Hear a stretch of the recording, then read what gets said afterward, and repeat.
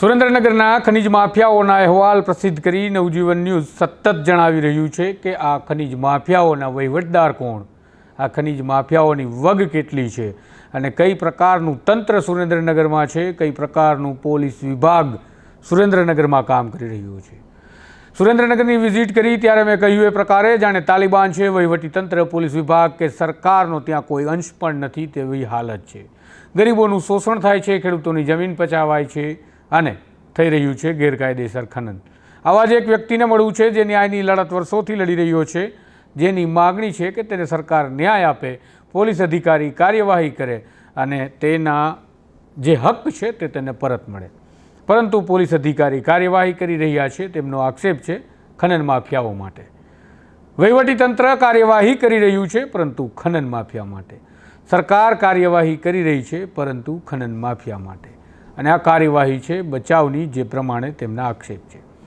આપણી સાથે જોડાયેલા છે વકીલ ચેતન ઝીંઝુવાડિયા કે જેઓ ઘણા વર્ષોથી પોતાના હકની અને ન્યાયની લડાઈ સુરેન્દ્રનગરના થાનગઢમાં લડી રહ્યા છે। આ લડાઈ ભડુલા વિસ્તારની એક ખાણ માટે ચાલે છે અને આ ભડુલો વિસ્તાર એટલે ખનીજ માટેનું સોનાની ખાણ સમાન છે।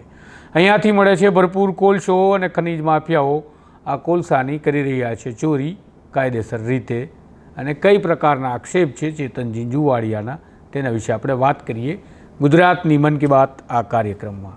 ગુજરાતનો અવાજ સાંભળશે કારણ કે આપણે એકને એક તરફી થતી મનની વાત ખૂબ સાંભળી, આજે વાત સાંભળીએ ગુજરાતની મન કી બાત।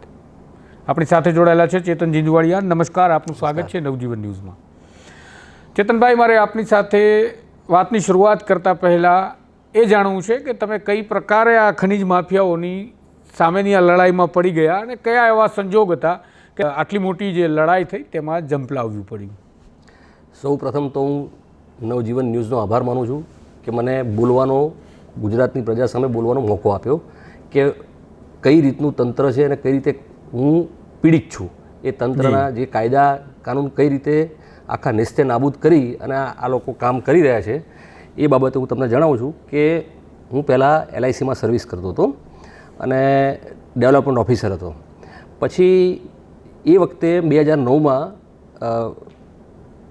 ગણપતભાઈ પટેલ નામના એક વ્યક્તિ મારા ઓળખીતા હતા અને એમની પાસે માઇનિંગ લીઝ હતી। એટલે mining lease Jamwadi survey number 12, એની અંદર ઘણા બધા લખાણ હતા। એ લખાણ મેં દૂર કરાવી અને ટાઇટલ ક્લિયર કર્યું। એટલે એ ભાગીદારી પેઢી હતી બાલાજી માઇનિંગ એન્ડ મિનરલ્સ નામની, અને એની અંદર એમણે બીજા ભાગીદાર હતા એમને છૂટા કર્યા અને મને છૂટો કર્યો નહોતો।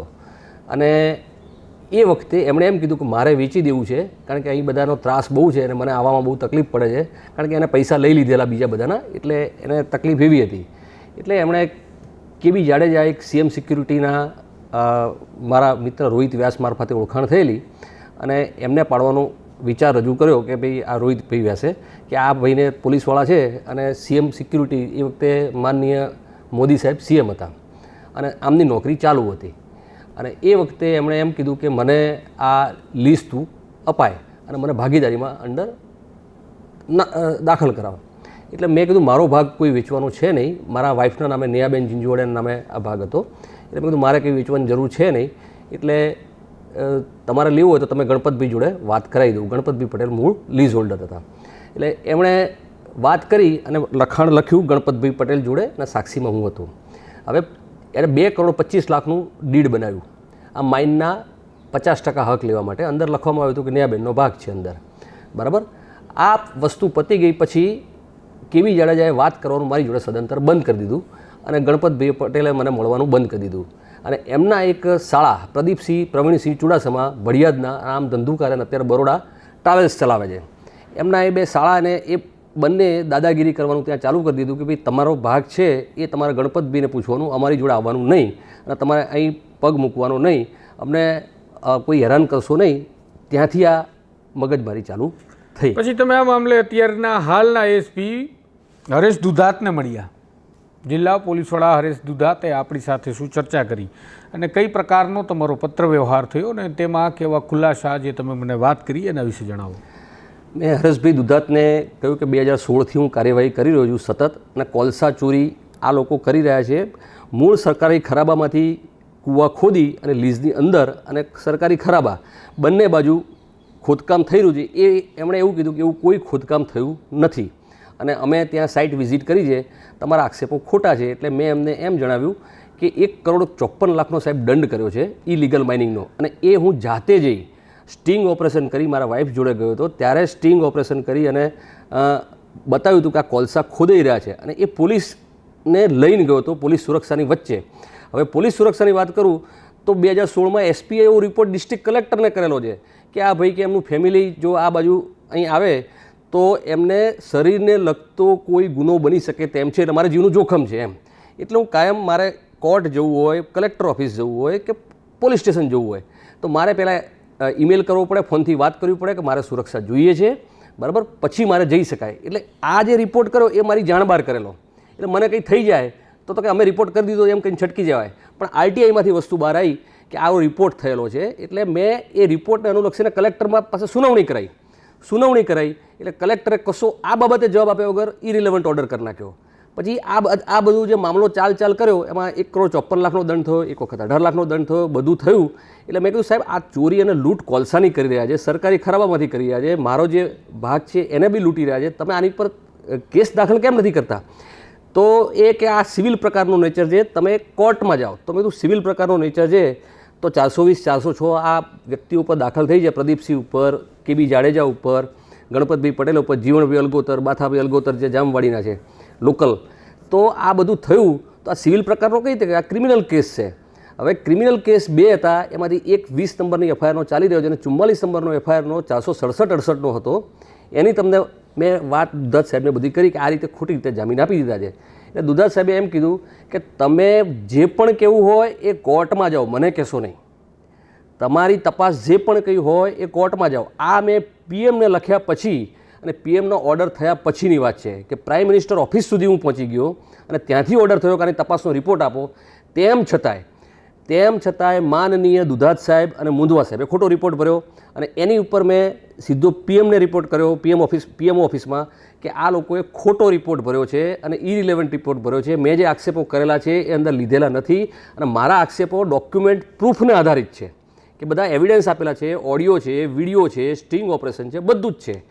તો આ ઉપર તમે શું એક્શન લેવા માગો છો કે આ અધિકારીઓની રાહબરી હેઠળ જ ચાલે છે અને મોટું કૌભાંડ ચાલે છે, ચારે બાજુ ખોદાઈ ગયેલું છે, બરાબર. તો અરે સ્પેસિફિક મેં કહ્યું કે આ જે હું આક્ષેપ કરું છું એ એસપી દુધાત સાહેબ અને પોલીસ તંત્ર ઉપર કરું છું કે આ લોકો જાણી જોઈને આને ઇગ્નોર કરી રહ્યા છે કે આ મેટરમાં પડવાનું નહીં. હવે જે પણ મામલો પૈસાનો લેતી દીતીનો એમના માફિયા જોડે હોય એ આપણને જાણેલું છે પણ જોયેલું નથી, એટલે આપણે કહી ના શકાય. પણ એમણે શું કર્યું કે કોઈ પણ એક્શન લીધા વગર એમણે એમ કીધું કે તમે કોર્ટમાં જાઓ અથવા ગમે ત્યાં જાઓ પણ અહીંયા તમારે આવવાનું નહીં. મને એસપી ઓફિસ જવાની ના પાડી અને જે રિપોર્ટ કરવામાં આવ્યો, પીએમઓમાં રિપોર્ટ કરવામાં આવ્યો એ મારા નિવેદન વગર, આરોપીઓના નિવેદન વગર રિપોર્ટ કરવામાં આવ્યો. એટલે તે જે તદ્દન જે ક્રિમિનલ ભાષામાં કહેવાય ને કે ખોટી વસ્તુ છે. જ્યારે તમે પૂછતા જ નથી કે ભાઈ તમને શું દુઃખ છે, મારું સ્ટેટમેન્ટ લેતા નથી, મારા વાઈફનું સ્ટેટમેન્ટ લેતા નથી, એક્યુઝર્સ છે એના સ્ટેટમેન્ટ લેતા નથી, તમે જીઓલોજીસ્ટના સ્ટેટમેન્ટ લેતા નથી, કોઈ પણ સ્ટેટમેન્ટ લીધા વગર પીએમઓમાં રિપોર્ટ મોકલી દીધો. 4 વખત પીએમઓમાં એપ્લિકેશન ગઈ, 4 વખત ઓર્ડર થયા, 4 વખત ખોટા રિપોર્ટ ભર્યા. એટલી તો આ લોકોની તાકાત છે. સ્વાગત ઓનલાઈનમાં મેં જે સીએમ સાંભળે છે, આપણે જનતાની ફરિયાદ સાંભળે છે, ગુજરાતની જે જનતાને તકલીફ હોય સાંભળે છે. માનનીય ભૂપેન્દ્રભાઈ પટેલને ત્યાં મેં અરજી કરી હતી. એમણે 3 જણા પાસેથી રિપોર્ટ માગ્યો. એક તો એસપી સુરેન્દ્રનગર, કલેક્ટર સુરેન્દ્રનગર અને સીજીએમ એટલે commissioner of geology and mining. હવે 3માંથી એક એસપીએ રિપોર્ટ ભર્યો, એ ઇરિલેવન્ટ રિપોર્ટ ભર્યો. એટલે મેં લખ્યું કે આ ઇરિલેવન્ટ રિપોર્ટ છે, આને મારા આક્ષેપો અને તમારા જવાબને કોઈ કન્સર્ન નથી, બરાબર. પછી એમને રિપોર્ટ મોકૂફ રાખી, કોઈ રિપોર્ટ ના ભર્યો. કલેક્ટર અને જીઓલોજીસ્ટનો રિપોર્ટ હમણાં જ મેં જોયું 2023માં ભરવામાં આવ્યો છે, પણ એ એસપી રિપોર્ટ ભર્યો છે એનો એ જ દાખલ કર્યો છે. એમનું પોતાનું જે વ્યૂ છે એ કોઈ જણાવેલ નથી. એટલે મુદ્દો એવો થયો નથી પીએમઓ ઓફિસનું, આ પીએમઓ ઓફિસમાં ખોટો રિપોર્ટ જાય છે, સીએમઓ ઓફિસમાં ખોટો રિપોર્ટ જાય છે. તો આ રિપોર્ટ કરવાથી એ પહેલાં મેં જે પોર્ટલ નાગરિકનું ગ્રીવન્સીસ પોર્ટલ છે એમાં 2021માં નાખેલું. એમાં તો પ્રિન્સિપલ સેક્રેટરી એવું કહે છે કે તમારી અરજી લેવાની geology, industries and mining department અને હોમ ડિપાર્ટમેન્ટ ના પાડે છે. હવે વિચાર કરો તમે કે ગુજરાતના પ્રિન્સિપલ સેક્રેટરી આવું લખીને આપે છે અને એ બી પોર્ટલ ઉપર, સેન્ટ્રલના પોર્ટલ ઉપર આવું જવાબ જાય છે. એ આશ્ચર્યજનક છે કે આ કોણ છે. ગુજરાતમાં તમે જે પ્રકારે વાત કરી કે પ્રિન્સિપલ સેક્રેટરી જો એવું કહેતા હોય કે આ હોમ ડિપાર્ટમેન્ટ અને માઇન એન્ડ મિનરલ્સ ડિપાર્ટમેન્ટ તમારી ફરિયાદ લેવાની ના પાડે છે, તો આ સીધો જ આક્ષેપ છે ગૃહ વિભાગ પર. ગૃહ રાજ્યમંત્રી હર્ષ સંઘવી ત્યાં બેસી અને શું કરે? ગૃહ વિભાગનું કામ રાજ્યમાં જે પ્રકારના ગેરકાયદેસર કામો થતા હોય તેને રોકવાનું, ફરિયાદ લેવાની, નાગરિકોને સાંભળવાના, કાર્યવાહી કરવાના, આરોપીને નશ્યતે પહોંચાડવાનું કામ અને જો જરૂર પડે તો પોલીસને પણ સૂચના આપવાની. પણ જો ફરિયાદ જ નથી લેવાની આ પ્રકારનું હોમ ડિપાર્ટમેન્ટ અને માઇન્સ એન્ડ મિનરલ્સ વિભાગ જો કહેતો હોય તો આપણે વિચારવું રહ્યું કે આ સરકાર તમારી છે કે માફિયાઓની? આ પોલીસ વિભાગ તમારું છે કે માફિયાઓનું? અને જે આ ખાણ ખનીજ વિભાગ ચાલે છે એ ખાણ ખનીજ બચાવવા માટે છે કે ખાણ ખનીજને લૂંટાવવા માટે? આ તમામ સવાલ પેદા થાય છે. વાત રહી જે પ્રકારના આક્ષેપ છે ચેતન ઝીંઝુવાડિયાના કે સુરેન્દ્રનગર એસપી હરેશ દુધાત કે જેમણે ફરિયાદ કરી અને તેમને કહ્યું કે તમારે મારી પાસે હવે આવવું નહીં. ખોટો રિપોર્ટ જે પ્રકારે તેમને આક્ષેપ કર્યો કે તેમને ખોટો રિપોર્ટ મૂક્યો અને ત્યાં મને કે કોઈ આરોપીને બોલાવવામાં સુદ્ધા નથી આવ્યા અને રિપોર્ટ ફાઇલ થાય છે. તો વિચારવું રહ્યું કે એસપી હરેશ દુધાત શું બ્રહ્મજ્ઞાની છે, શું ત્રિકાળ જ્ઞાની છે? તેઓ પાસે એસી ચેમ્બરમાં બેસી અને રિપોર્ટ તૈયાર કરવાની એવી તો કઈ પદ્ધતિ છે કે તો તેઓની કચેરીમાંથી જ આ પ્રકારનો ખોટો રિપોર્ટ ફાઇલ થાય? જો એસપી હરેશ દુધાત આ બાબતે ખોટા નથી, તેમનો વિભાગ ખોટું નથી, તો આ ચેતન ઝીંઝુવાડિયા કે જેઓ આક્ષેપ કરી રહ્યા છે તેમના આક્ષેપો વિરુદ્ધ તેમને જવાબ દેવો જોઈએ મીડિયાના માધ્યમથી, અન્યથા કોર્ટના માધ્યમથી. કારણ કે આક્ષેપ પોલીસની ખાખી વર્દી પર લાગી રહ્યો છે. ખાખી વર્દી જાણે સુરેન્દ્રનગરમાં લાંછિત બની હોય અને હવે ખાખી શરમથી મોં ઝુકાવીને ફરવું પડે તેવા આક્ષેપોથી ઘેરાય હોય ત્યારે પોલીસ વિભાગે ચોક્કસ જવાબ આપવા જોઈએ તેમના પર લાગતા આક્ષેપોના. સાથે જ ગૃહ વિભાગે પણ જવાબ આપવો જોઈએ, કારણ કે આ એ જ ગૃહ વિભાગ છે જે સુરક્ષાના અને ભરોસાના દાવા કરે છે. આ એ જ સરકાર છે જે ભરોસાના નામે ચૂંટણી જીતી અને બેઠી છે. આ એક સરકાર નથી કે જ્યાં ખનન માફિયાઓ દ્વારા ખનિજ કાર્ય થતું હોય. અગાઉની સરકારોમાં પણ આવું થઈ છે અને ત્યાંથી ખનિજ ચોરીઓ પકડાય છે. અમારી પાસે પણ આંકડો છે, એ તો 1600 કરતાં વધારે ખાડાઓ સરકાર જાણે છે તેનો છે. સરકાર 1600 કરતાં વધારેનો આંકડો જાણતી હોય તો નવજીવન ન્યૂઝ ચોક્કસપણે કહી શકે કે અહીંયા 2000 કરતાં વધારે ખાતાઓ એટલે કે ખાણ ચાલી રહી છે. કોલસો ચોરી થઈ રહ્યો છે, સિલિકા સેન્ડ ચોરી થઈ રહી છે, લાઇમસ્ટોન ચોરી થઈ રહ્યો છે, રેતી ચોરી થઈ રહી છે. આવી તો ઘણી બધી ચોરી છે. જો તેનો આંકડો મૂકવામાં આવે તો હજારોની સંખ્યામાં ખનિજ ચોરીના આંકડા સામે આવે. પરંતુ આ ભૂસ્તર શાસ્ત્રી શું કરતા હશે, ખનિજ વિભાગ શું કરતું હશે, પોલીસ તંત્ર શું કરતું હશે, અને જો આ તમામ લોકો કામ કરતા હશે તો વહીવટદારો વહીવટ શાનો ઉઘરાવે છે? આ વહીવટદારોની તપાસ કરી અને સરકારે નસીહતે પહોંચાડવા જોઈએ, કારણ કે તમારા નામે તો હપ્તા ઉઘરાણી થઈ રહી છે. આક્ષેપ જ્યારે કોઈ લડનારો વ્યક્તિ કરી રહ્યો છે, વર્ષોથી લડાઈ લડી રહ્યો છે, નામજોગ તમને માહિતી આપી રહ્યો છે અને રેકર્ડ પર તમે ખોટા જે પ્રમાણે તેમનો આક્ષેપ છે તેમ સાબિત થઈ રહ્યા છો કે તમે ખોટા છો, તો સીધો જ આક્ષેપ અને તમારા તરફ ગુજરાતની જનતા આંગળી ચીંધશે કે આ પોલીસ તંત્ર વેચાયેલું છે, આ સરકાર વેચાયેલી છે, ખનિજ માફિયાઓના કિસ્સામાં છે. ચેતનભાઈ, મારે એ પણ જાણવું છે કે જ્યારે તમે પોલીસ વિભાગને સાથે રાખી અને અહીંયા એક સ્ટિંગ ઓપરેશન કરી અને જે તમે ભડુલો વિસ્તારની વાત કરો છો જ્યાં તમારી જે ખનનની લીઝ આવેલી છે, જે કાયદેસરની લીઝ છે પરંતુ ત્યાં કામ ગેરકાયદેસર રીતે ચાલે છે, તો તમે જ્યારે પોલીસ વિભાગને સાથે લઈ ગયા, સ્ટિંગ ઓપરેશન કર્યું અને ત્યાં જે કોલસો હતો એ બાબતે જે તમારો આક્ષેપ છે કે જ્યારે સર્વે થયો અને રિપોર્ટ ફાઇલ થાય છે ત્યારે બીજી ખનીજ બની જાય છે, તો એ સમગ્ર ઘટનાક્રમ શું છે? જ્યારે પણ મેં સ્ટિંગ ઓપરેશન કર્યું ત્યારે કંટ્રોલ ઓફિસમાં ફોન કરવામાં આવ્યો હતો, એસપી કંટ્રોલ ઓફિસમાં. મેં પીઆઈને પણ જણાવ્યું, કલેક્ટરને પણ ફોન કરીને ત્યાંથી સાઇટ ઉપરથી જણાવ્યું. ત્યાર પછી 1 મહિના પછી ત્યાં માપવા જાય છે, માપણી કરી અને 1,54,00,000નો દંડ કરે છે. બરાબર? એટલે મૂળ વસ્તુ એવી છે કે કોલસો ન બતાવો, મૂળ સિલિકા સેન્ડની ચોરી બતાવી, એ માપમાં બતાવી. સિલિકા સેન્ડ તો કાયદેસરના રોયલ્ટી પાસ ઇસ્યુ થાય જ છે, તો કાર્બોસેનના રોયલ્ટી પાસ ક્યાંથી આવે છે? એમાં એમ ખાડો કરી અને જે મોટું માઇનિંગ કરી અને કોઈ મરી ના જાય એવી રીતે કૂવો કરીને નહીં, પણ ઓપન માઇનિંગ કરીને એને કોલસો કાઢવો પડે, પણ અને એના પછી એ બુરી દેવું પડે, પોલ્યુશનના નિયમ પ્રમાણે બુરી દેવું પડે. આ તો શું કર્યું કે ખાડા જાતે બુરવાનું ચાલુ કર્યું, કે જે ઇલીગલ ખાડા હતા ને કૂવા એને બુરવાનું તંત્ર ચાલુ કર્યું કે હવે આ બુરી દેવામાં આવશે. પણ એ તો ક્રાઇમ બને છે, કારણ કે તમે પુરાવાનો નાશ કરી રહ્યા છો. એક કૂવાની અંદર ખોદી અને 4 દિશામાં ખોદવામાં આવે તો એની અંદરથી કોલસો કેટલું પડી ગયો એનો માપ કઈ રીતે નીકળશે? કેટલા કરોડનો કોલસો ગયો ખબર કઈ રીતે પડશે?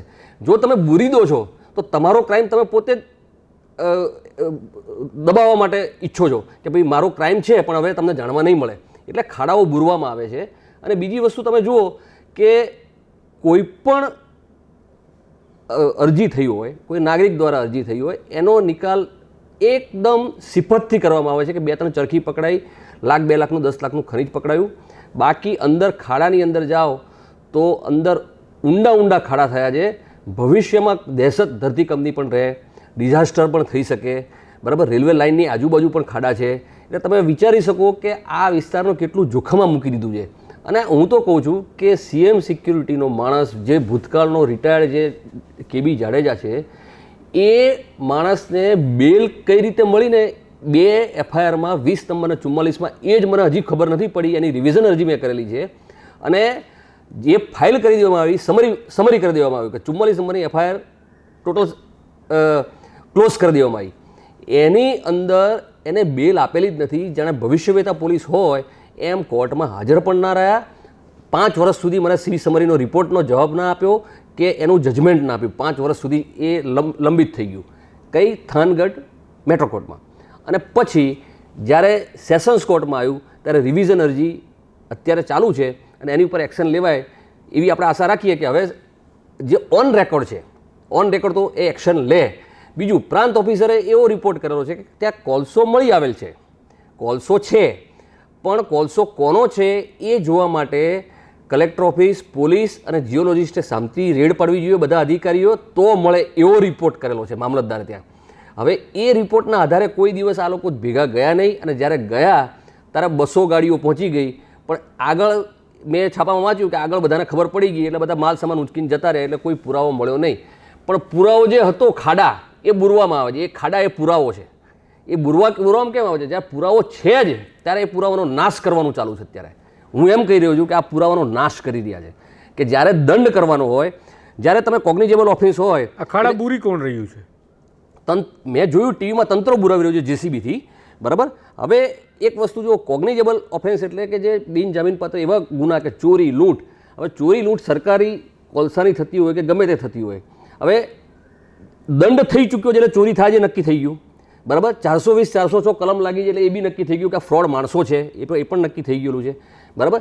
તો ચોરી અને લૂંટની એક ખાલી ફોનથી ઇન્ફોર્મેશન આપવામાં આવે કે અહીં ખાડા થઈ રહ્યા છે અને કોલસો કાઢી રહ્યા છે ઇલીગલ, તો વગર કોઈ ગયે વગર સ્ટેટમેન્ટે સરકારે ફરિયાદ ચોરી અને લૂંટની નોંધવી પડે. અનામી પણ નોંધવી પડે, ભલે નામ ના લખે, નામ પછી શોધવાથી મળે એ નામ, પણ ફરિયાદ FIR તો રજીસ્ટર થવી પડે.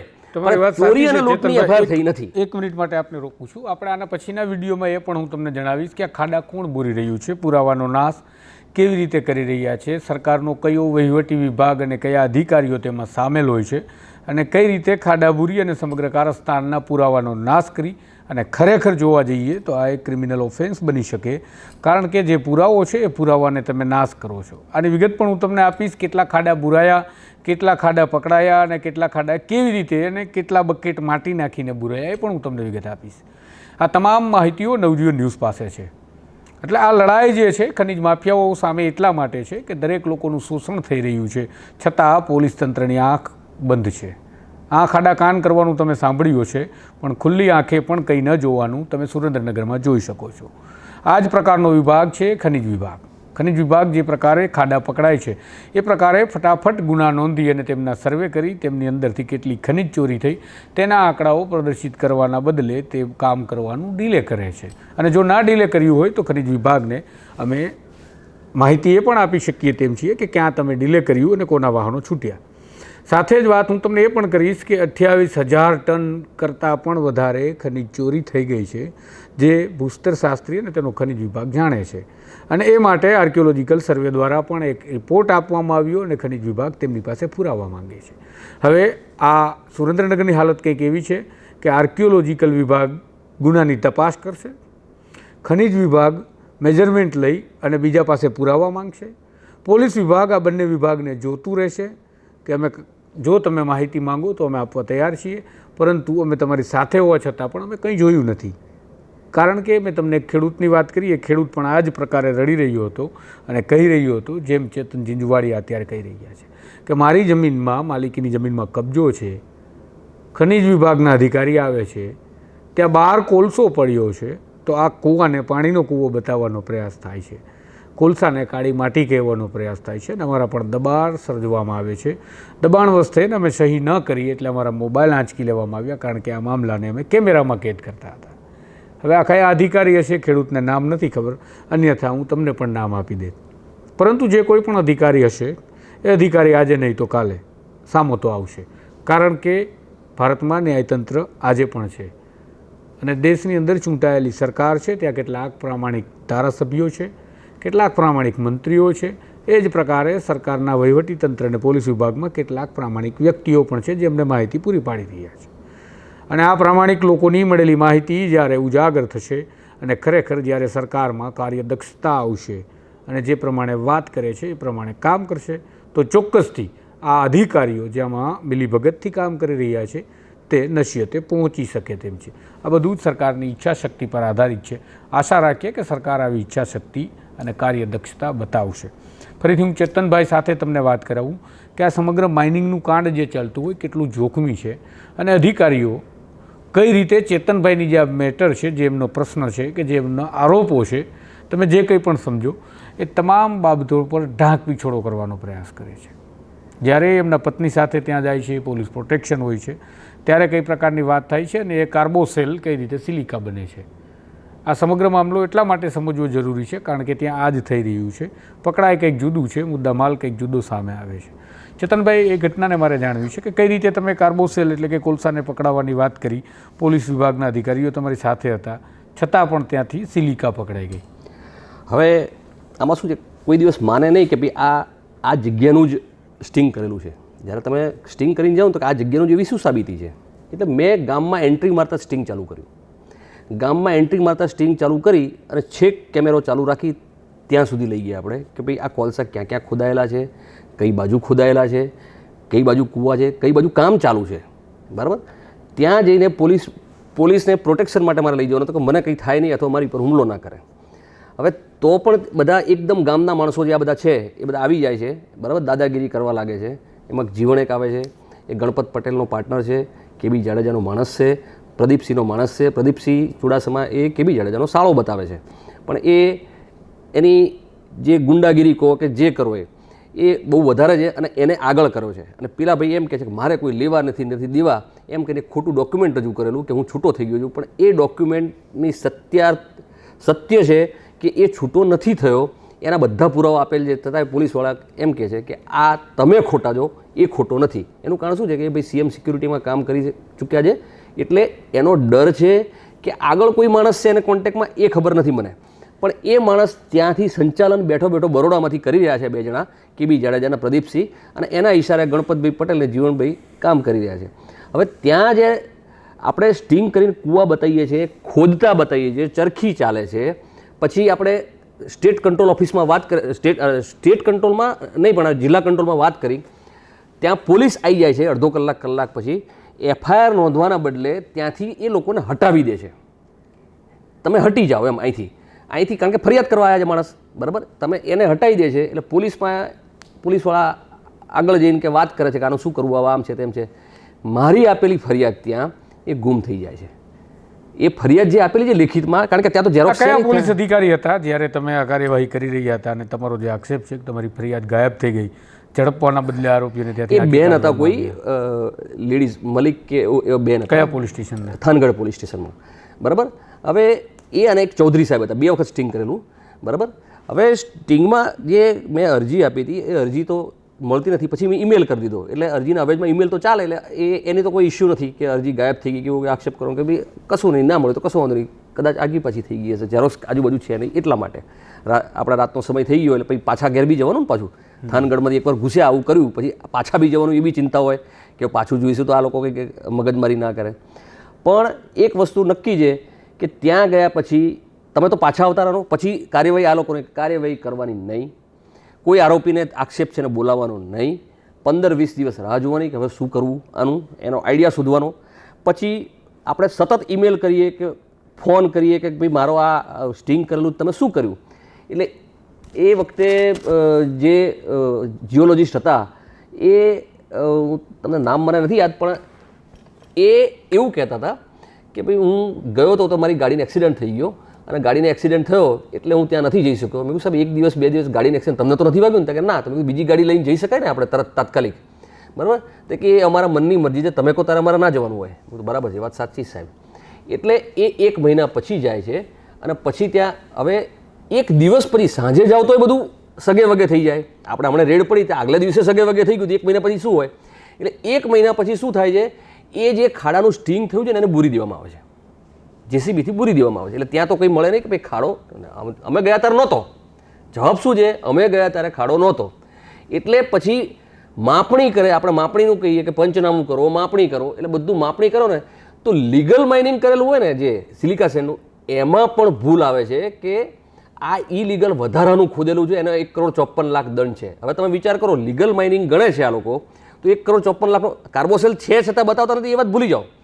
પણ લીગલ માઇનિંગની માપણી કરે તો પણ 1,54,00,000નો દંડ થાય. એનો મતલબ શું છે કે રોયલ્ટી પાસ ઇસ્યુ એટલે જે આવે છે જાય છે જેની રોયલ્ટી સરકારને ચૂકવાય છે તેના કરતાં પણ વધારે, એમાં બહુ મોટું ગેપ છે, બહુ મોટો ગેપ છે. એ ગેપ ક્યાં જાય છે એ બી મોટો સવાલ છે. બીજી વસ્તુ, કોલસો કોણ વેચે છે અને કોલસો કોણ લે છે એ બંને આરોપી થાય ને, અને આના મદદ કોણ કરે છે? જેટલા અધિકારીઓ હોય, કોલસો વેચનાર હોય અને કોલસો લેનાર હોય, આ બધા સરખા આરોપી ગણાય મારી દ્રષ્ટિએ અને કાયદાની દ્રષ્ટિએ, કે આ આરોપીઓ બધા પકડવા પડે. સાચી વાત, બરાબર. હવે આના માટે મેં બધી જ જગ્યાએ તમે એમ કહો લો એન્ડ ઓર્ડર, ડીજીપી, બરાબર, સેક્રેટરી ટુ સીએમ, સેક્રેટરી સીજીએમ, બરાબર, પછી સેક્રેટરી હોમ, બરાબર, એડિશનલ સેક્રેટરી, રાજ્યપાલ, આ બધાને મેં લખેલું છે વિસ્તારપૂર્વક ડોક્યુમેન્ટ સહિત, બરાબર, એકનો એક જ જવાબ, ટિપિકલ જવાબ. અને મહિનો 2 મહિના 3 મહિના થઈને જવાબ મોકલવાનો નહીં. હવે હંમેશા કાર્યવાહીમાં, ક્રિમિનલ કાર્યવાહીમાં કેવું હોય કે તમે અરજી આપો એટલે ફાઇલ કરો ને, એટલે જે અરજી કરનાર છે ને એને તમારે જવાબ આપવો પડે કે અમે આ કારણથી ફાઇલ કરી છે. મલ્ટિપલ તમે અરજી કરી તો એનો જવાબ કેમ નથી આપતા ફરિયાદીને? એ ફરિયાદીને જવાબ પણ નથી આપવામાં આવતો. આ બી એક તંત્રની ખામી ત્યાં શું કામ છે કે આ ઢાંકવા માટે આવું કરે છે. જવાબ આપીએ તો એમાંથી કંઈક ઊભું થાય ને, એટલે જવાબ નહીં આપવાનો. આરટીઆઈ માગે તો ઓછા પેપર આપવાના, અથવા તો આરટીઆઈમાં બીવડાવવામાં આવે કે નહીં આપીએ, આમ છે ને તેમ છે, ગમે તે રીતે. હવે અમુક પહોંચેલા માણસો, અમુક ના પણ લાચાર થઈ ગયા છે, ત્યાંના તંત્રથી લાચાર છે કે કંઈક થવાનું નથી. હું 16થી મેં કર્યું, એમાં મારું એચિવમેન્ટ શું કે ભાઈ મેં 18 લાખ દંડ કરાયો, 1,54,00,000 દંડ કરાયો, આ કાર્યવાહી કરી, પણ ચોર પકડાયા નહીં. એફઆઈઆર દાખલ થઈ. ચોરી અને લૂંટ, જે કોલસો ચોરી ગયા એ ગુનો નથી બનતો સરકારની દ્રષ્ટિએ. એ ગુનો નથી કે ચોરી ગયા તો બરાબર છે, પણ અમે બૂરી દીધું એમની સક્સેસ છે, પણ ચોરી કરીને એ ગુનો બન્યો એ નોંધવા તૈયાર નથી. સરકારની તિજોરીને કેટલું નુકસાન થયું એ વસૂલ કોણ કરશે? સરકારી તિજોરીને જે નાણાંનું નુકસાન થયું એ કોણ વસૂલ કરશે? એ કરાયું કોણે? એ બી એક સવાલ છે, એનો જવાબ જોઈએ. તો જે પ્રમાણે તમારો આક્ષેપ છે, તો તમને શું લાગે છે કે આ જે પાવરફુલ માણસો છે, જે તમે જે પ્રમાણે આક્ષેપ કરો છો કે સીએમઓથી પીએમઓ સુધી અને સચિવાલયથી મામલતદાર સુધી દરેક જગ્યાએ આ મેનેજ થઈ જાય છે, અને દરેક જગ્યાએ તમારી ફરિયાદ હોવા છતાં કાર્યવાહી નથી થતી, તપાસ નથી થતી, અને ખરેખર મોટામાં મોટી વાત જે હું આમાંથી સમજી શકું છું કે જે ખનિજ ચોરી કરનારા ચોર છે, જે માફિયા છે, એના વિરુદ્ધમાં ગુનો દાખલ કરી અને કાર્યવાહી નથી થતી, એના બદલે ઢાંક પીછોડો કરવામાં આવે. ખાડા બંધ કરીને ઢાંક પીછોડો થાય, અથવા તો ખૂબ લાંબો સમય આપી દેવામાં આવે માફિયાઓને કે તમે જે તમારી ફેલાવેલી માયાજાળ છે એને સરસ મજાનું વ્યવસ્થિત સેટઅપ કરી દો, પછી અમે તપાસ માટે આવીએ. જે તમારી વાત છે એના પરથી હું આવું સમજ્યું. પણ આ આટલા મોટા માફિયા જાણે સુપરમેન હોય, તો એની પાછળ પીઠબળ કોનું? પીઠબળમાં તમને કહું કે એક તો કોન્ટેક્ટ એવા મોટા હોઈ શકે કે કોલસો ખરીદનાર, સતત કોલસો કોણ ખરીદી શકે? કારણ કે રોજની માનો હંડ્રેડ્સ ઓફ ગાડીઓ નીકળે છે, રોજની જાય છે ને રોજ પૈસા ચૂકવાય છે એમને. તો રોજનું આટલું બધું ટર્નઓવર થતું હોય તે ખરીદનાર કોણ છે? એ પાવરફુલ માણસ હોય તો જ આટલું બધું ખરીદી શકે ને. એનો ખરીદનાર પણ મોટો હશે ને. એ ખરીદનાર કોણ છે? બીજું કે એને કોન્ટેક્ટમાં કોણ છે? ખરીદનારના કોન્ટેક્ટમાં ભાઈ આટલું સપ્લાય કરે છે ને એ લોકોને આનો કોન્ટેક્ટ છે. જો તપાસ કરવી હોય તો ન્યુટ્રલ તપાસ થઈ શકે. અને 2 જ દિવસ શું કામ છે? તમે છાપામાં વાંચ્યું કે વોટ્સઅપ ગ્રુપ છે અને બધે મેસેજ થઈ જાય છે, તો શું સાયબર ક્રાઇમ નથી? સાયબર ક્રાઇમ ડિપાર્ટમેન્ટ નથી કે એકને પકડીને બેડ દે અંદર? છે. ઈચ્છા શક્તિ હોવી જોઈએ. સાયબર ક્રાઇમ કરતાં પણ મોટો ગુનો છે કોઈ પણ સરકારી અધિકારીને ટ્રેક અને ટ્રેસ કરવા. કારણ કે તમે કોઈ અધિકારીને જ્યારે ટ્રેક અને ટ્રેસ કરો છો ત્યારે તમે આતંકવાદી ગતિવિધિ નથી કરતા, એની શું ગેરંટી? માટે તમારા વિરુદ્ધમાં કાર્યવાહી એવી પણ આ વોટ્સએપવાળા જે લોકો છે, જે લોકો ટ્રેકિંગમાં જોડાયેલા છે, એને હું સમજાવવા માગું છું. આ તો જ્યાં સુધી તમારા આકાઓ બેઠા છે ત્યાં સુધી તમારા વિરુદ્ધ કાર્યવાહી નથી થતી. અન્યથા તમારા વિરુદ્ધ કાયદેસરની ફોજદારી કાર્યવાહી થાય અને આતંકવાદી જેવી ધારાઓ તમારા પર લાગી શકે. કારણ કે તમે એક રક્ષકના અને દેશના એક અધિકારીને ટ્રેક અને ટ્રેસ કરી તેની માહિતી આપો છો. કારણ કે તેનો જીવ જોખમમાં મુકાઈ જશે ત્યારે તમને ખબર પડશે કે તમે કેટલો મોટો અપરાધ કર્યો છે ખનિજ માફિયાઓને બચાવવામાં. આઈ થિંક અમે જે તપાસ કરી રહ્યા હતા ત્યારે અમને જાણવા મળ્યું કે 200-500 રૂપિયા આપવામાં આવે છે દરેક ઠેકાણે, હોટલ પર, હાઈવેના, ગામના પાદર પર, ગામના પાટિયા પાસે, દરેક વળાંક પર અને જે રસ્તાઓ માઇન તરફ જતા હોય ત્યાં દરેક જગ્યાએ આવા લોકોને બેસાડવામાં આવે છે. અને અમારી પાસે આ બાબતના ઘણા બધા માહિતી મળે છે અને હું ઓડિયો રેકોર્ડિંગ પણ સંભળાવી શકું એમ છું કે કાલે કઈ રીતે ટ્રેકિંગ અને કોનું ટ્રેસિંગ થઈ રહ્યું હતું. વાત સાચી છે. અમે સ્ટિંગ કરવા ગયા ત્યારે એક બાઇકવાળો પાછળ ભાઈ આપણે પૂછીએ શું કામ છે? ચોક્કસ અમે રિપોર્ટ તૈયાર કરતા હતા ત્યારે અમે પણ આવું જોયું. તમારી આજુબાજુ ફેલાઈ જાય તમને ડર આપવા માટે કે ભાઈ બધા આવી જશે. બરાબર. હવે મૂળ વસ્તુ એટલી છે કે આ લોકોની હિંમત વધી આટલા વર્ષો. 2016થી હું જોઉં છું કે પહેલાં આટલું નહોતું.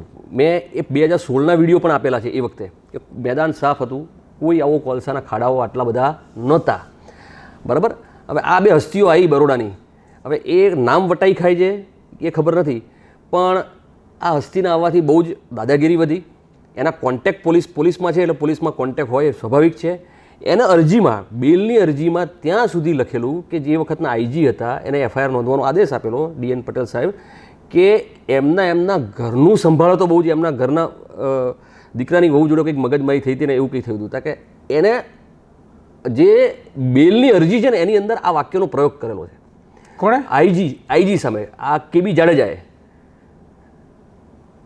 અચ્છા, આ KB જાડેજા એટલા મોટા પાવરફુલ માણસ અને એટલું બધું કે જે કોર્ટની ન્યાયિક પ્રક્રિયા ચાલી રહી છે એમાં આઈજી ઉપર આક્ષેપ કરે છે કે એમનું ઘર સંભાળે એમ. સેશન્સ કોર્ટમાં. એટલે કદાચ મને લાગે છે કે આ KB જાડેજા જેના પર તમે આક્ષેપ કરી રહ્યો છો અને જે તમારા આરોપો છે એમાં જે પ્રકારે તપાસ નથી થઈ રહી, ખોટા કાગળ મુકાઈ રહ્યા છે, જે તમારા આક્ષેપ છે એ પ્રમાણે SPથી લઈ DGP કચેરી સુધી અને મુખ્યમંત્રી કાર્યાલય સ્વાગત કાર્યક્રમથી લઈ PMOના, પ્રધાનમંત્રીના ગ્રીવિયન્સ સુધી તમામ જગ્યાએથી તમને ન્યાય નથી મળતો. તો ક્યાંક ને ક્યાંક એવું કહી શકાય કે જે વ્યક્તિઓ વિરુદ્ધ તમે આક્ષેપ કરો છો કાં તો એના આકા સરકારમાં બેઠા છે કાં તો એના આકા સરકારને ચલાવી રહ્યા છે. હવે જોવાનું છે, સરકાર તપાસ કરે અને પોલીસ તપાસ કરી અને નિર્દોષ સાબિત થઈ શકે કે અમે કોઈના આકા કે કોઈના હેન્ડલર નથી. બીજી વસ્તુ કે આ KB જાડેજા ઉપર 2007માં BI પટેલ જે ACP સુરતના હતા એને સ્યુસાઇડ કરવાનો કેસમાં 307 લાગેલી છે.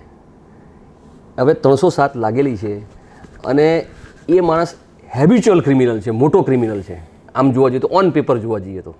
બરાબર. તો એ માણસે આવું એક ઊભું કર્યું કે તમારી ઉપર જોખમ છે અને કદાચ મારી પર હુમલો થયો અને મને કંઈક થઈ ગયું હોત તો પોલીસે નીકળી જાત ને કે ભાઈ અમે તો રિપોર્ટ કરેલો હતો કે આના માથે જીવનું જોખમ છે. એટલે આટલી પદ્ધતિસર નહીં ચાલે છે કાર્યવાહી. એટલે મારું કહેવાનું એવું થાય છે કે જોખમ છે, કોની ઉપર જોખમ છે એ જાણ તમને પણ નહીં હોય, પણ મદદ એવી રીતે થાય છે કે કોઈ અધિકારી કે કોઈ અંદર આવે નહીં ટ્રેપમાં. પણ આ સદભાગ્ય મારી પર RTIથી આ રિપોર્ટ આવી ગયો કે તમારી ઉપર જીવનું જોખમ છે એવો રિપોર્ટ થયેલો છે. બરાબર. એ ભૂલમાં આપી દીધો મને અને એ રિપોર્ટ હું રજૂ કરું છું બધે કોર્ટમાં. તો કોર્ટમાં મેં રજૂ કરેલ છે, કલેક્ટર ઓફિસમાં રજૂ કરેલ છે, બધી ઓફિસમાં રજૂ કરેલ છે. બીજી વસ્તુ મહત્ત્વની વાત કે એક FIR થાય પછી બીજી FIR, સબસિક્વન્ટ FIR થાય, બેયમાં આગોતરા જામીન KB જાડેજાના ના મંજૂર થાય છે, છતાંય એને એરેસ્ટ બીજી FIRમાં નહીં કરી અને સમરી રિપોર્ટ ભરી દેવામાં આવે છે જેમાં પોલીસ અધિકારી અટક બતાવે છે પણ એને છોડ્યાનું નથી. છોડ્યાનું નથી અને સમરી ફાઇલ થઈ જાય છે. આ કયા સમયની વાત છે?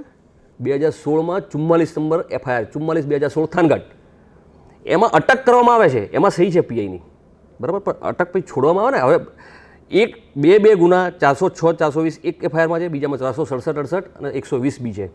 હવે 2 ગુના જ્યારે સાથે ચાલતા હોય, બેની આગોતરા જામીન નામંજૂર થાય તો એને એરેસ્ટ કરવા પડે 2 ગુનામાં.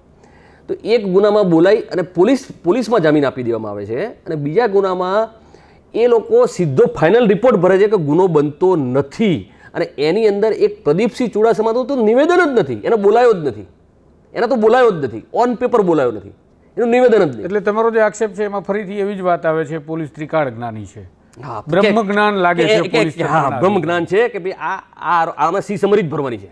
આટલું બધું બ્રહ્મ જ્ઞાન પોલીસને હોય તો એક્સિડેન્ટલ ડેથની પણ તપાસ કરે. અમે એમનો પણ અહેવાલ બતાવીશું કે ક્યાં એક્સિડેન્ટલ ડેથ કઈ રીતે બતાવવામાં આવે છે. ખાણ ખનીજમાં જ્યારે ખાડાની અંદર એક વ્યક્તિ ખનીજ ખોદી રહ્યો હોય અને ભેખડ પડતા મોત થાય અને ટ્રેક્ટર પડી જાય અને મોત થાય, છતાં પણ અકસ્માતે મોત થાય છે.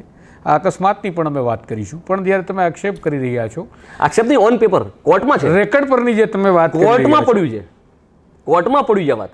તો જ્યારે મારે એ સવાલ મને પણ થાય છે, કારણ જનતાને હું સામાન્ય રીતે સમજાવું કે જ્યારે એક વ્યક્તિ વિરુદ્ધમાં 2 ગુના એક જ પોલીસ સ્ટેશનમાં દાખલ થાય છે, એક ગુનામાં એની ધરપકડ થાય છે, બીજા ગુનામાં એ વ્યક્તિ જો પોલીસ એને ધરપકડ કરીને નથી લેતી તો કાં તો એ ફરાર કહેવાય, તો પોલીસ સ્ટેશનમાંથી ફરાર થયો કહેવાય, અથવા તો જો એક ગુનામાંથી ધરપકડ બાદ જામીન મળે છે અને બીજા ગુનામાં તેની ધરપકડ નથી કરવામાં આવતી તો પોલીસ ઉપર સીધા આક્ષેપ છે કે શું વહીવટ છે, તમારી પાસે બ્રહ્મજ્ઞાન હતું કે બીજામાં સમરી ભરવાની છે, તમારી પાસે એ બાબતનું બ્રહ્મજ્ઞાન હતું, તમે ભગવાનની જેમ ત્રિકાળ જ્ઞાની હતા કે આ લોકો નિર્દોષ હશે આ બીજી FIRમાં, એટલા માટે આવું તમે કેટલા કિસ્સામાં કર્યું એ પણ તમારે કહેવું જોઈએ. ઘણી બધી FIRઓ તમારા પોલીસ સ્ટેશનમાં નોંધ થાય છે. તો આ તમારું ત્રિકાળ જ્ઞાન, જો હું તો એવું કહીશ કે જો પોલીસ પાસે આટલું બધું ત્રિકાળ જ્ઞાન હોય તો આ ખનન માફિયાઓ દ્વારા જ્યારે મજૂરોને અંદર ઉતારવામાં આવે છે અને મરી જાય છે એ પહેલાં કહી દેવું જોઈએ કે ભેખડ પડવાની છે, બહાર કાઢી લો, કારણ કે અમને એડી નોંધવાનો શોખ નથી. પણ જો આવું નથી કરતા તો કદાચ હશે, કાં તો શોખ હશે, અન્યથા માફિયાઓ તમારા કરતાં મોટા હશે. સુરેન્દ્રનગરમાં પોલીસ તંત્ર છે કે નહીં એના પર અનેક વખત સવાલ પેદા થઈ રહ્યા છે. સુરેન્દ્રનગરની ધરતી પર ઉતરી અને જ્યારે આ ખનીજ માફિયાઓના વિસ્તારમાં જાય ત્યારે તમને લાગે કે તાલિબાનની જે તમે વાતો સાંભળી છે, જે મીડિયામાં અહેવાલો જોયા છે, જે તમે વાંચન કર્યું છે તાલિબાન વિશે, એના કરતાં તો વધારે બદતર સ્થિતિ છે.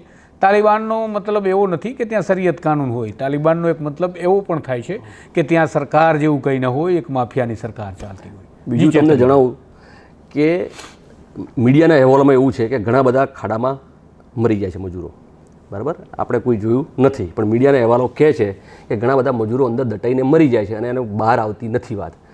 તો આ છે ને સઅપરાધ મનુષ્યવધની કલમ લાગે 302. 302 નહીં લાગે, 302 તો હત્યામાં લાગે. સાપરાધ મનુષ્યવધ આઈ થિંક 304 છે. હા, એ સઅપરાધ મનુષ્યવધની કલમ લાગે અને એની ઉપર કાર્યવાહી થાય તો કોની ઉપર થાય? જે કામ કરાવનાર છે ને એની ઉપર થાય, અંદર ઉતારનાર છે ને એની ઉપર થાય, અને જેને ખબર છે કે આ અંદર ઉતરે છે એની ઉપર પણ થાય. જમીનના માલિક પર પણ થાય, જમીનના માલિક પર પણ છે, જેને ખબર છે કે આ ખાડા કાન કરે છે ને એની ઉપર પણ થાય. એટલે મને લાગે છે હવે આબરૂનું ધોવાણ થઈ રહ્યું છે. જે તમે આક્ષેપ કરી રહ્યા છો એના આધારે સુરેન્દ્રનગર પોલીસનું આબરૂનું ધોવાણ થઈ રહ્યું છે. આ સમગ્ર મામલે અમે અહેવાલ પ્રસિદ્ધ કરતા રહીશું, આપને અવગત કરાવતા રહીશું, ચાહે સરકાર તેને બંધ કરાવે કે ના કરાવે, પોલીસ તંત્ર આ તમામ મામલે કાર્યવાહી કરે કે ન કરે. ખનીજ માફિયાઓને બંધ કરાવવા માટે ખનીજ વિભાગ એક્ટિવ થઈ અને માત્ર બોલેરો ફેરવવાનું બંધ કરી અને પકડવા લાગે કે ના લાગે, આમાં કોઈ પરિણામ મળે કે ના મળે, પરંતુ નવજીવન ન્યૂઝ સતત તમને અરીસો બતાવતું રહેશે કે આ તમારી સરકાર છે જેમાં 156 ધારાસભ્ય બેઠા છે, પૂર્ણ બહુમતી, ઐતિહાસિક બહુમતી છે, જેમણે તમને ભરોસાનો વાયદો કર્યો છે, જેમણે તમારી સુરક્ષા માટે પોલીસ ડિપ્લોય કરી છે, જેમણે તમારા ખનિજ સંપદાને બચાવવા માટે ભૂસ્તર શાસ્ત્રીને મૂક્યા છે, ખનિજ વિભાગને મૂક્યો છે અને એના માટે મંત્રીઓ નિયુક્ત કર્યા છે. આ તમામ બાબતોમાં તમને આંખે પાટા બાંધી અને ગોળ ગોળ ફેરવવામાં આવે છે. સત્ય કંઈક બીજું છે. આ અરીસો બતાવવાનું કામ નવજીવન ન્યૂઝ સતત કરતું રહેશે. ચેતનભાઈ, તમારો આભાર કે તમે નવજીવન ન્યૂઝ સાથે જોડાયા અને તમારી ગુજરાતની મનની વાતના કાર્યક્રમમાં તમારી વાત તમે રાખી, કારણ કે આખરે આ ગુજરાતના જ મનની વાત છે. એક ચેતન ઝીંઝુવાડિયા નથી લડતો અને એક લોકો લડે છે, જેને ડામી દેવામાં આવે છે, જેને દબાવી દેવામાં આવે છે. પરંતુ આ નવજીવન ન્યૂઝનો કાર્યક્રમ ગુજરાતની મન કી બાત છે, જેમાં ગુજરાતની મનની વાત આવતી રહેશે, મુકાતી રહેશે અને અધિકારીઓને મને કમને પણ સાંભળવી પડશે અને આખરે તમારે ઈશ્વરના દરબારમાં પણ જવાનું છે. અહીંયા તમને નહીં પહોંચી વળે આ લોકો ગુજરાતની જનતા, પરંતુ ઈશ્વર તો તમને ચોક્કસથી જવાબ આપશે એવી મને આશા છે. આ પ્રકારના અહેવાલ અને સમાચાર આપના સુધી પહોંચતા રહે માટે તમે નવજીવન ન્યૂઝની અમારી આ ચેનલને લાઇક અને સબસ્ક્રાઈબ કરશો. સાથે જ જો તમને લાગે છે કે આ અન્યાય, આ દબાણ અને સુરેન્દ્રનગરની સ્થિતિ સુધરવી જોઈએ તો આ વિડીયોને જરૂરથી શેર કરશો, જેથી જે અન્યાય થયો છે અને એના પીડિતોને ન્યાય મળે અને જેને તમે માં કહો છો અને એ ભૂમિમાં રોજ છેદ કરતા ખનન માફિયાઓનું કામ બંધ થાય, સરકારની આંખ મને કમને ઉઘડે અને તંત્ર દોડતું થાય. આ પ્રકારના અહેવાલો માટે જોડાયેલા રહેજો નવજીવન ન્યૂઝ સાથે. નમસ્કાર.